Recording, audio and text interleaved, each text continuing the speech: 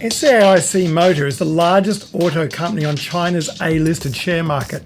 It's also ranked in the top 50 on the Fortune Global 500 list thanks to its $113 billion revenue. It acquired and bought the iconic MG brand, and one of its initial launch markets was Australia. Sadly, it hit the market with poor reviews, largely based more on the perceived understanding of Chinese cars in general. You see, launching a new brand is not easy to do, and it requires finding a niche market of something special. Japanese car companies brought with them their Kazan culture and efficiency. German car companies pushed their precision, technology and high-end offering. American car companies focused on being more comfortable with big, strong characters.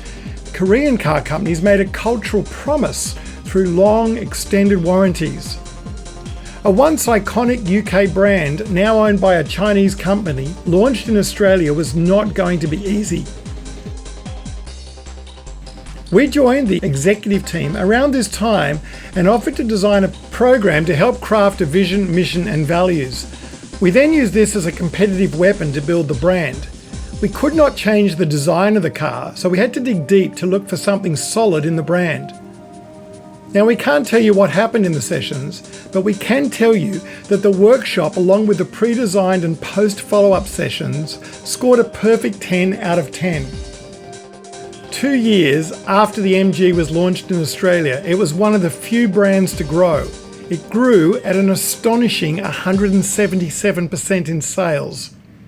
It's been a fantastic journey over these past 2 days. I think bringing the whole team together and working out what our core values are, our mission and our vision has been a very important step into what is going to be a very important journey for this business. I found that yesterday and today was a really good insight into other departments. The energy and the passion and drive to make a difference in this industry, and with our group of very, very highly expert team members, it was great to have a collaborative approach and address some of the very, very important structural boundaries that we need to set in the early stages of this business.